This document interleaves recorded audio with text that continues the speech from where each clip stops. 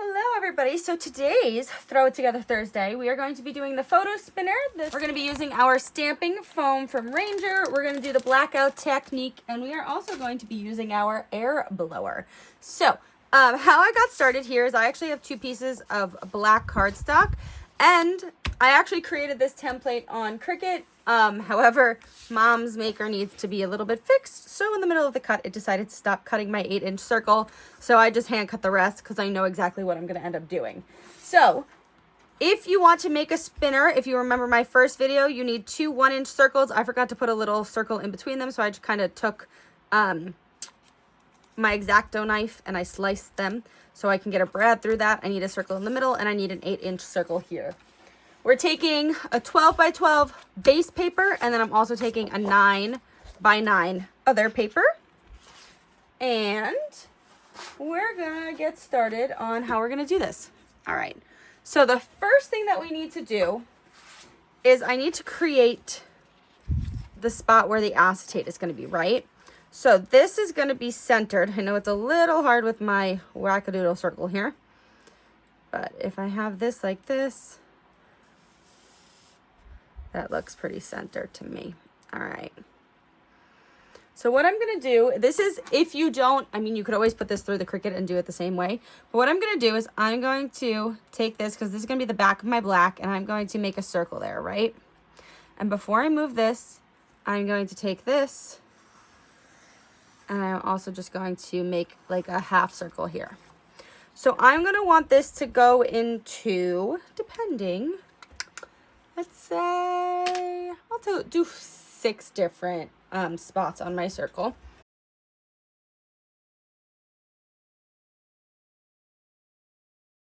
So I kind of like how that's going to look, right? Let's just take this.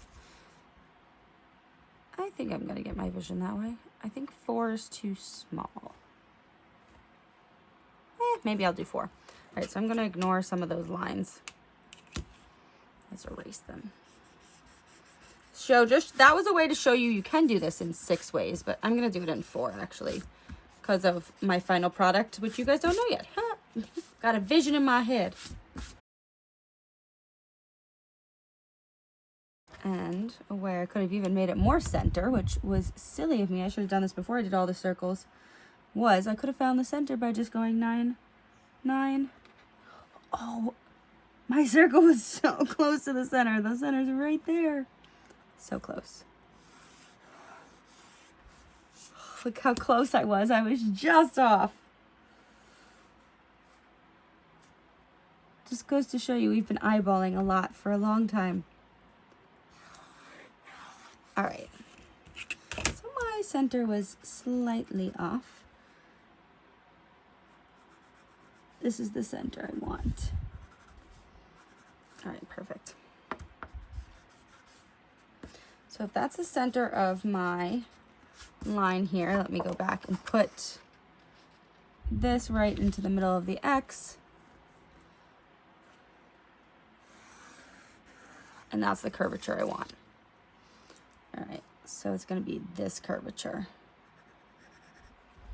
So what I'm going to do now is I'm going to take an X-Acto knife and my ruler, and I'm going to X-Acto this part out.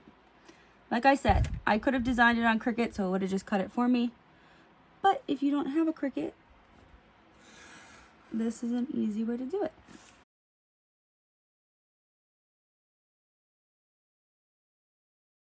And that is my spot now. So see how this is going to be like this. I forgot in the original video, they did leave a little like whoop. So when it's spinning, you can't see, but that's okay. I'm going to figure that out. So, like I said, my circle's a little wonky. Just a little wonky. So that's going to be my center point. Like I said, normally there's a little thing, but guess what? I actually am going to end up doing this, so it's not going to be such a problem there. Okay, so now that I have this and my circle, I need to figure out 4 planes. So what I'm going to do is I'm going to pick 4 of these. Definitely want that one. So how I want this is, obviously I want this to turn on my circle, right? I want it to be slightly bigger than my circle. So I'm gonna end up doing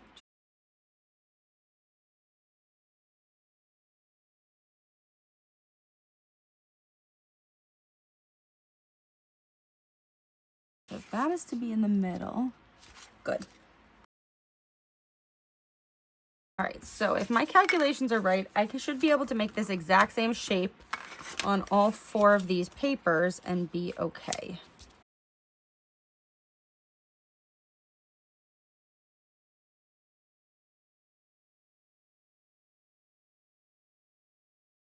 All right, so if my calculations are correct, when I glue all of these down,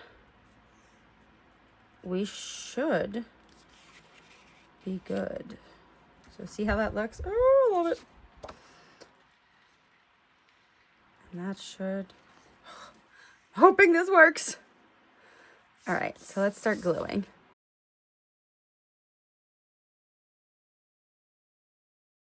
All right, so I think I love that. This is where I have to make sure I can turn it from, right here.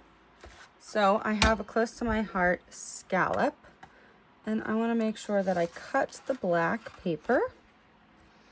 Before I do though, I'm gonna flip this. I don't want to go too far in. I want to go about halfway, just to make that like little like turning area, right?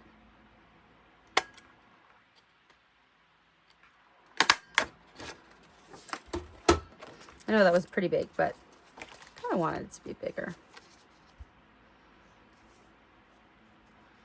Right, so it's going to be like a little turny area. Yes. All right, I think this is going to work. I'm just going to have to cut down this circle slightly. So I'm going to hope to have a steady hand here. All right, it might not be perfect, but it's definitely going to be close. Let's get a brad. Not that the brad is going to be seen, but I have a star brad, because that's the simplest thing I could have found at the moment. I didn't want something sparkly, so I figured I could use a star. All right, so this is how it's going to spin, right? Because this is going to be glued to the paper, and then this is going to spin if it works how I want it to. Perfect. Okay. So the next step we have to do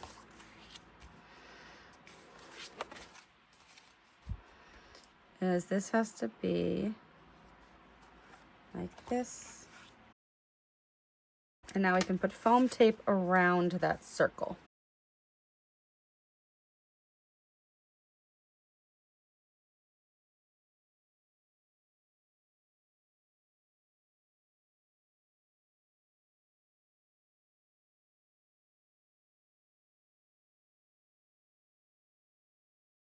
So before we finish up that portion, we need to do the Ranger part.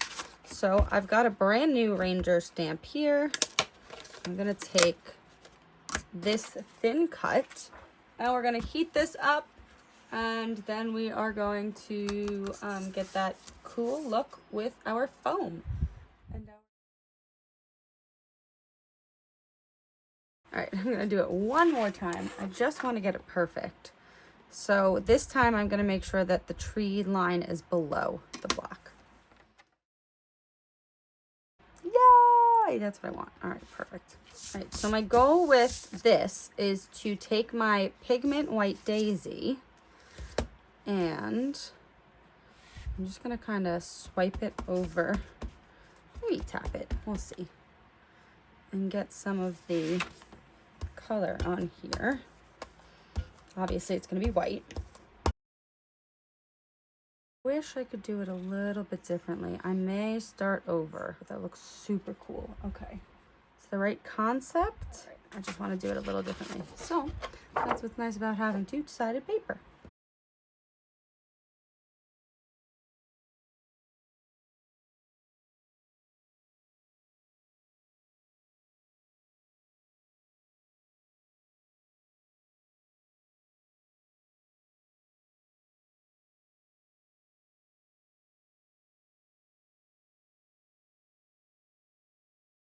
All right, so before we do the next step, I have to put 2 glue dots on the spinner.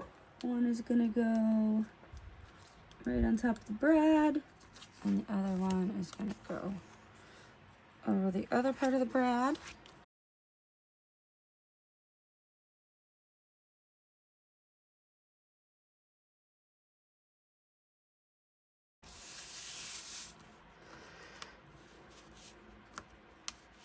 Yay, it spins.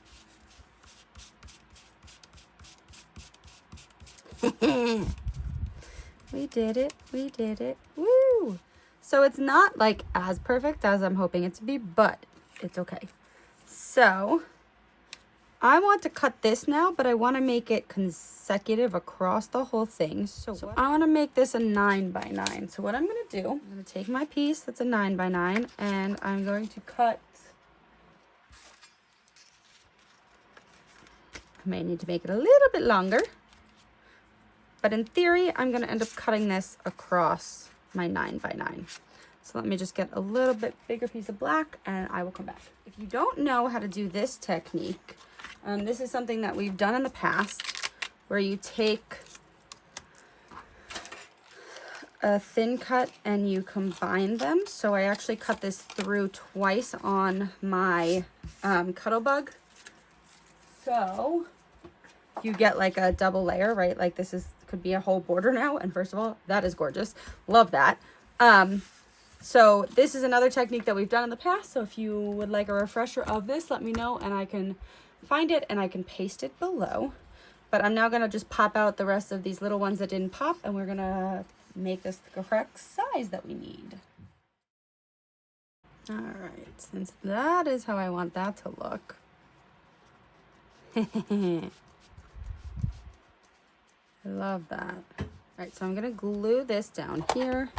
When I'm gluing, I have to make sure that I don't glue it onto the paper that obviously is spinning.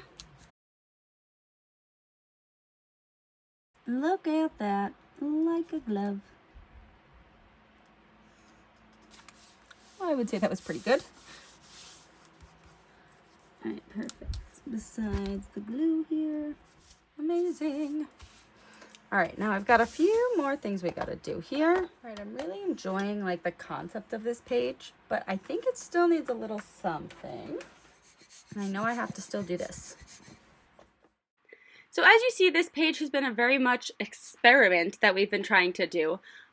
We figured out after you see all of this and see the rest of the technique that we would probably end up making the background paper a lighter color and possibly using the foam, the stamping foam with a different color as well, maybe black on white, something a little bit different.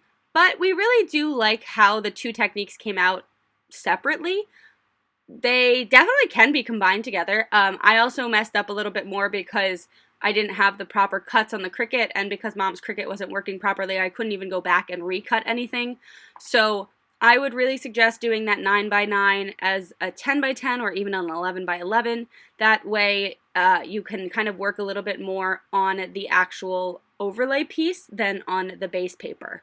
So we hope that this technique gives you some ideas. Maybe this video might not be the most perfect, but I still think I can use it for my Iceland trip. All right, so after a lot of experimenting here, I kind of like how it looks. I think it obviously still needs a little bit more to play with. So when I actually use this as a page, I'll probably make a title here that obviously says like Aurora Borealis. And I'll put some photos on it and I'll spruce it up a little bit more. But I mean, this was the gist of what I wanted. Like, I like how you can turn this and see all the different things. The blackout technique is really cool. And I just wanted to have some fun with what we did with the foam, the stamping foam. But I hope you enjoy how this looks. Like I said, I know it needs a little bit of work, but I'm pretty happy with it, I think. All right, that's Technique Tuesday. We'll see you next time. Or Throw It Together Thursday, I mean. Bye.